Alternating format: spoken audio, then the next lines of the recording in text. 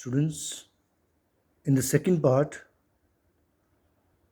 we will continue learning powers of the president.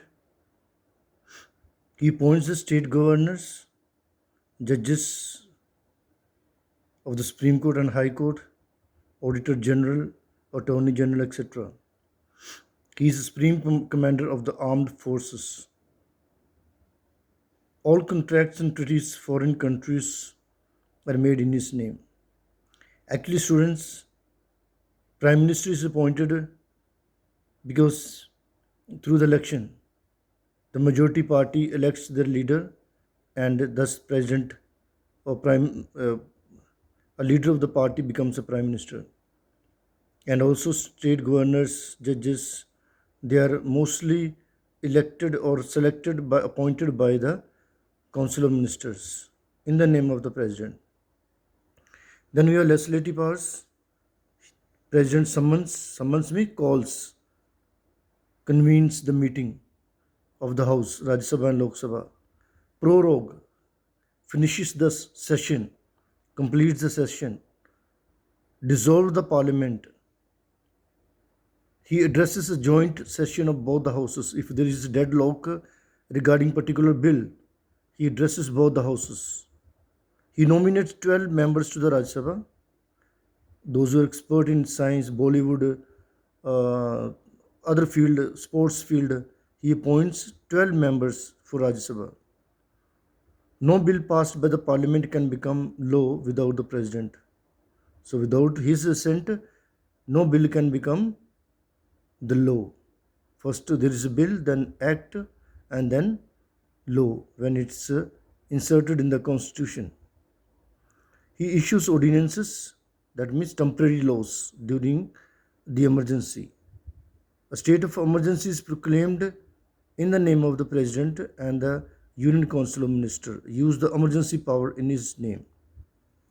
Then the president addresses the two houses jointly when they meet for the first time. He gives a speech prepared by the Council of Ministers. Then he has some judicial power. He is not answerable to any court of law for the exercise of his power because he doesn't have any power. The power is operated by the Council of Ministers. Then he can pardon, remit, or suspend a sentence of punishment given by a court martial or a death sentence by any court. That means one who has got a punishment unto death, he can reduce the punishment. Then he has some financial power. President causes the budget to be presented to the parliament every year. No bill can be introduced without his prior approval. He appoints a finance commission from time to time to determine the distribution of the taxes between the union and the states. Though there is a finance minister, but there are some expert officers, bureaucrats, who look after the financial matter of the country. Emergency power. The security of India is threatened by external aggression or internal rebellion. That means if the people rise against the government, or if the army rise against the government, or if there is a neighboring attack over India, then president can declare emergency. There is breakdown of the constitutional machinery in a state. That means in the state, if there is a constitutional machinery, that means council of ministers in the state and the chief minister are not working properly according to the constitution, he can declare emergency. The financial stability of the country is threatened. Whenever there is a loss of money in the treasury of the country, then he can declare emergency. So that was all about the president. Students, I have already started civics chapter. In the first part, we learned who is the president, how is elected, qualification. In the second part, we have studied the powers.